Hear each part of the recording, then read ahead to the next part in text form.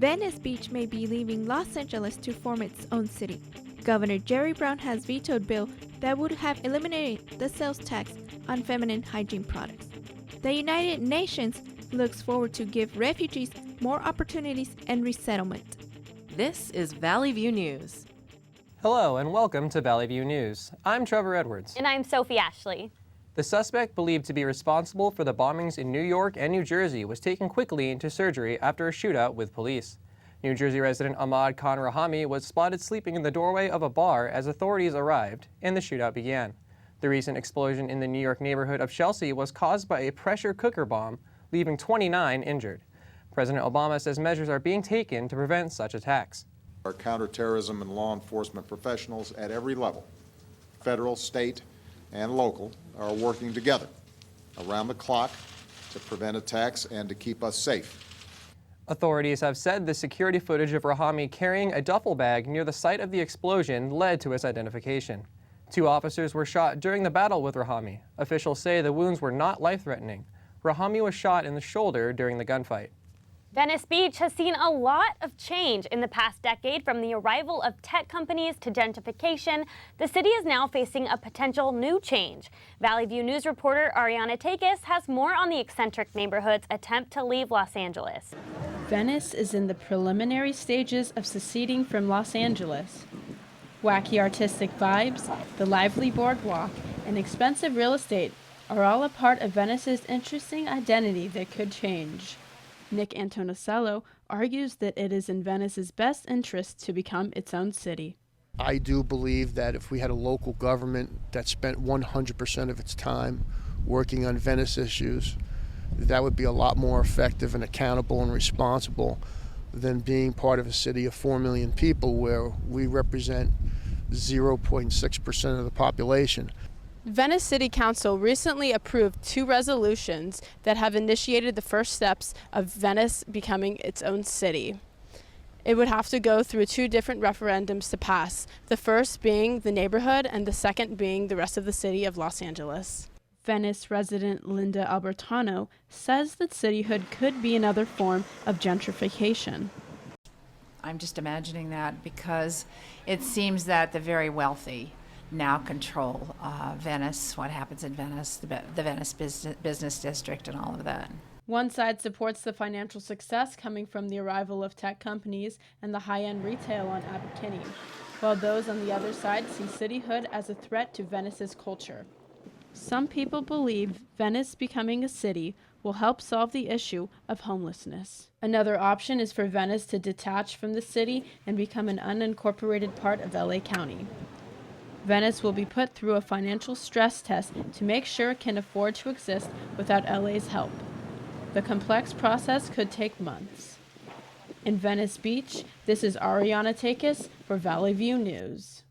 Global leaders have gathered at the United Nations to adopt the New York Declaration for Refugees and Migrants. The United Nations General Assembly's first ever summit for refugees and migrants started with Secretary General Ban Ki-moon's opening statement. Today's summit represents a breakthrough in our collective efforts to address the challenges of human mobility. More people than ever are on the move. Some flee war, others seek opportunity. The document seeks to provide better education, jobs, and encourage resettlement for the refugees. A Southern California university has a new housing theme on campus for the students. Valley View reporter Esther Kim has more on the story. California State University Los Angeles announced African American student housing to be available last month. The president of the university received a list of demands last November from the Black Student Union addressing their regards about microaggression and racist attacks towards the Black student body. The Holistic Scholars Black Living Learning Community will be inside the residential complex on campus. Gonzalo Gutierrez, a junior at Cal State LA, says the new housing celebrates the diversity more than excludes it. People think it's some kind of a racial minority exclusion thing, but on the contrary, it's a celebration of all the diversities that we have here in America. Like I said, I was invited to join it, so if what people believe or to be true, I would never been invited to be part of it. Office of Communication and Public Affairs Director Robert Lopez said in an email that the Hilisi housing is not a safe space and that is not only for African American students. University of Southern California student Joel Bruno says that ethnic living is not the only way to stand up against microaggression. College is all about new experiences, and if you really want to be around your people, there's a whole bunch of different opportunities that you can get. Like, there's so many different programs, clubs, that you can join a dance team, a basketball team, and be around people who are just like you. The option to choose the Hilisi Scholars Black Living Learning Community can be found in the university housing menu. In Los Angeles, I'm Esther Kim for Valley View News. The U.S. government has mistakenly granted citizenship to at least 850 immigrants who were supposed to be deported. The Homeland Security Inspector General found that the immigrants used different names or birth dates to apply for citizenship. In all the cases, the immigrants' fingerprints were missing from the government databases. Department of Homeland Security said that old paper records with fingerprint information cannot be searched electronically. DHS officials are reviewing all of the outstanding cases and adding fingerprints to government's database.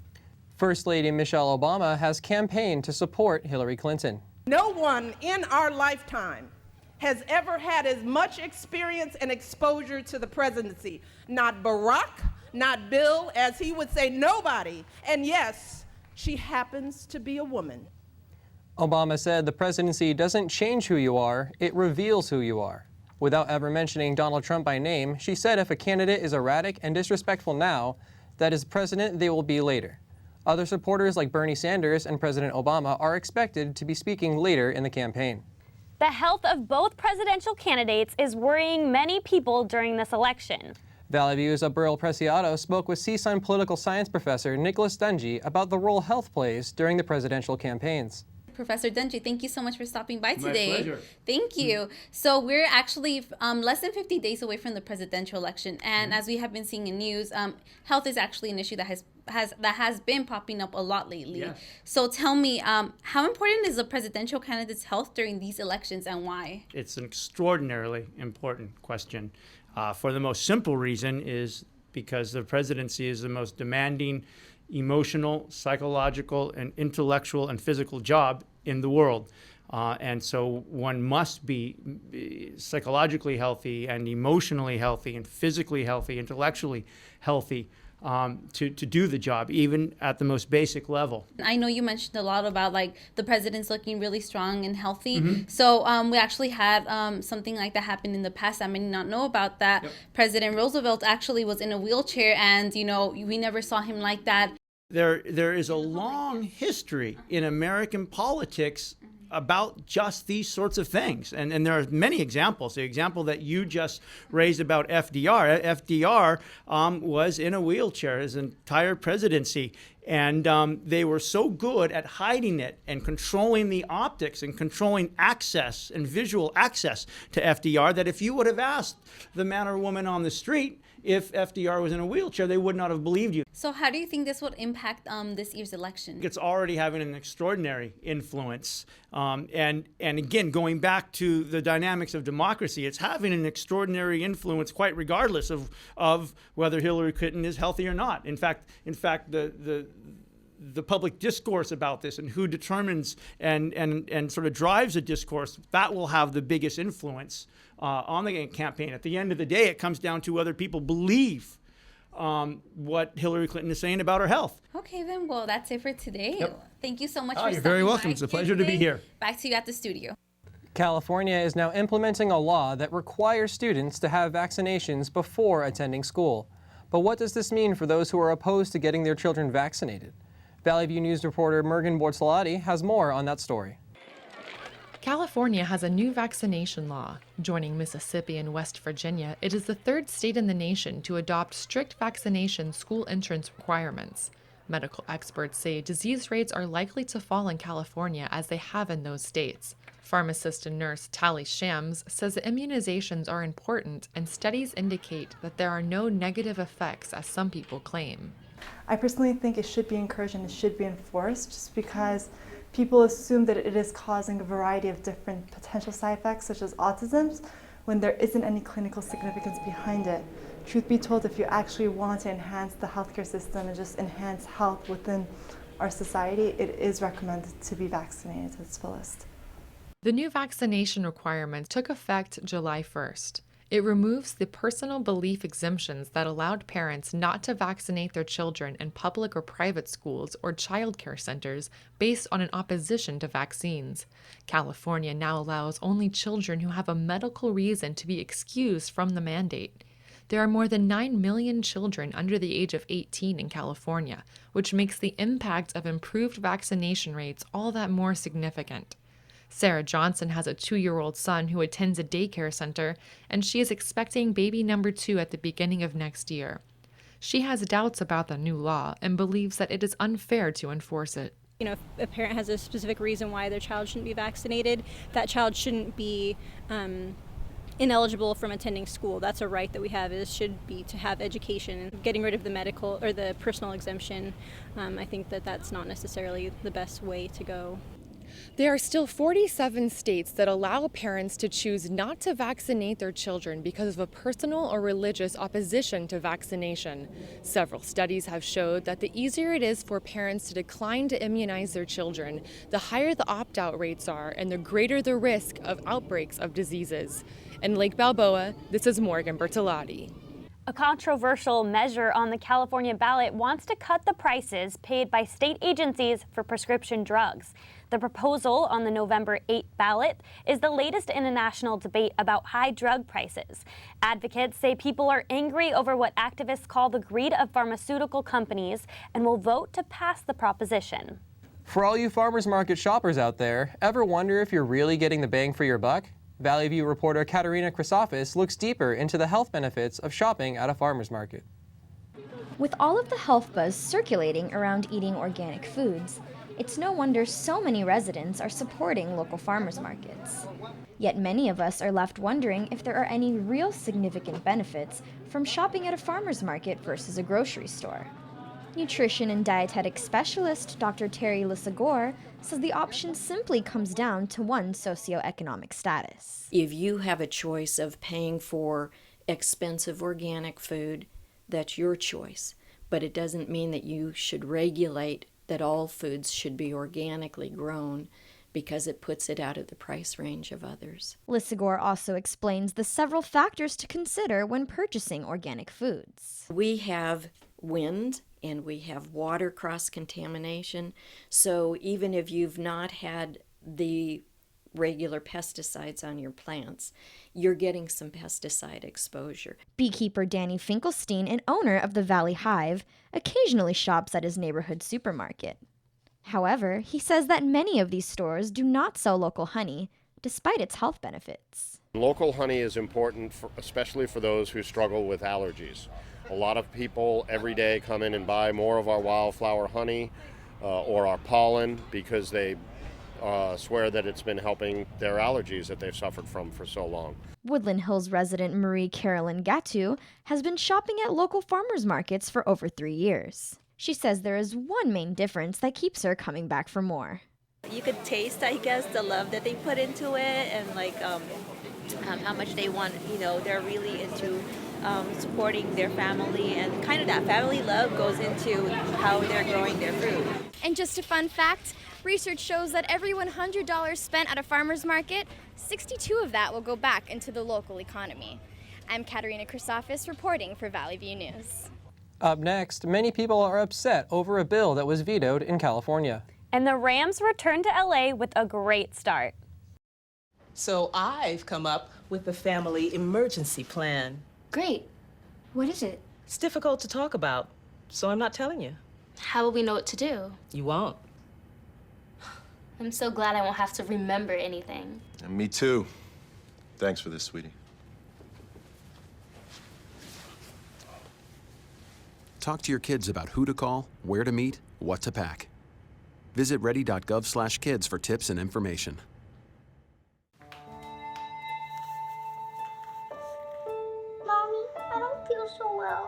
Okay, You wouldn't give yourself or your loved one poison, would you? Then why would you take or give counterfeit medications that may contain the wrong or no active ingredient? Counterfeit medications are out there. They can be ineffective and harmful to your health. Be a smart consumer and know your pharmacy, especially if you're purchasing medication online.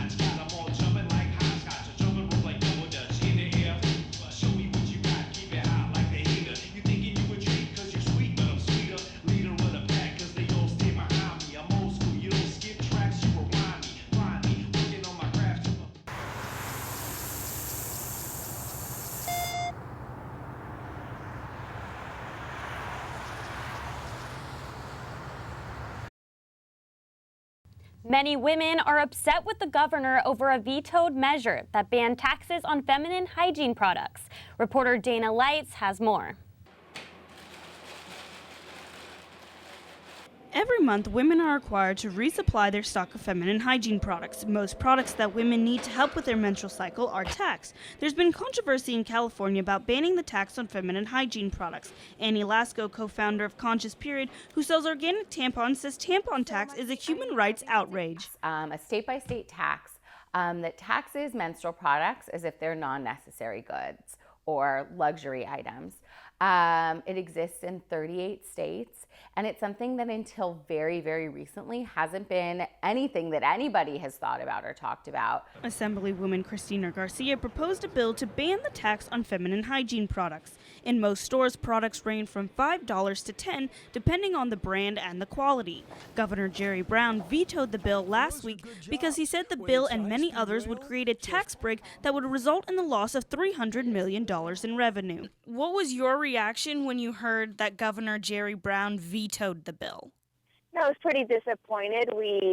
We've been working hard on this bill, but we've also seen it gain a national attention. And since we introduced, about a dozen other states have introduced, and most recently the state of New York and the state of Illinois both had their governors sign this exemption into law. And so usually California is leading the way. I was hoping they were going to continue to lead the way. So it was disappointing to see us take a step backwards after we had not only worked on this for so long, but we had inspired so many other states to follow our lead. The bill had over 30 supporters in California, such as Planned Parenthood, Walmart, and Target. Some of the opposition included the League of California Cities and the California State Association of Counties. Women'sHealth.gov says on average a woman has her period for about 3 to 7 days and menstruates from the age to 13 to 51. In the sense that I have to pay a little more for something that is an essential to me. Only 5 states have eliminated the tax on feminine products. If you're in support or opposition of the ban, you can email your local legislature or governor with your views. In Northridge, Dana Lights, Valley View News. And now to Vanessa Cortez with sports. Thank you, Trevor. The CSUN baseball team has recruited more talent from the San Fernando Valley. 7 newcomers will be making the short commute to the Matador baseball field. The team wants more student athletes who are eager to represent the Valley on and off the diamond. The new doors are expected to draw a lot of support from sport fans in the San Fernando Valley. Over 2 million people tweeted during the first NFL game live stream on Twitter. The game debuted on the social media platform with an average viewership of 243,000 people. The New York Jets Buffalo Bills game was the first of 10 football games that were streamed. The average time spent on live stream was 22 minutes. The social media platform has been struggling to expand its user base and has been focusing on live streaming to increase its revenue. Twitter won the right to live stream NFL games, outbidding Facebook and Amazon for $10 million in April. The Los Angeles Rams have won their first home game since returning to town. They beat the Seattle Seahawks 9-3. The game took place in Los Angeles Memorial Coliseum. This was the Rams' first game at the Coliseum since 1979. Fans were worried the Rams would lose their first home game because they lost their first away game against the San Francisco 49ers. But the Rams did not disappoint against the Seattle Seahawks. The Rams will play their third game of the season against the Tampa Bay Buccaneers. That's all for sports. Now back to you. After the break, find out what the future holds for Amoeba Music in Hollywood. And a fashion designer is in the middle of a controversy over his New York Fashion Week looks. Okay, so we drowned the fire, stirred it, drowned it again, and now just feel if it's cold. Yeah. Cool.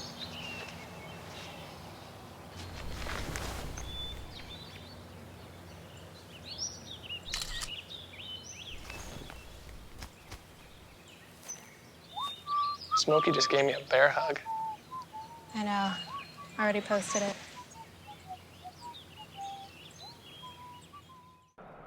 You're on your boat. Your engines are dead. You're starting to sink, and you can't get a cell phone signal. Thankfully, you have a Marine VHF radio on board tuned to Channel 16. The Coast Guard and other boaters monitor distress calls on Channel 16. A radio is the best way to call for help. Don't assume a cell phone will work. Communication is your lifeline. Be sure you're heard. Okay, so what would you bring to my company? What do you need? I need problem-solving skills. I got through high school without a car, a phone, or a computer. No college degree, though. Not yet, but life's taught me a lot, and I'm ready for more. Well, you're not the typical kind of candidate that I hire. But you are exactly what I'm looking for. Your company could be missing out on the candidates it needs most. Learn how to find a great pool of untapped talent at gradsoflife.org.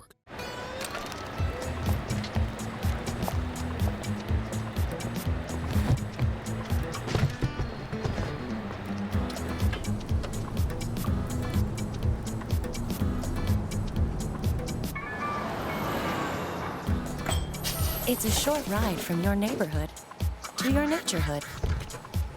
To find a neighborhood park or green space near you, visit discovertheforest.org.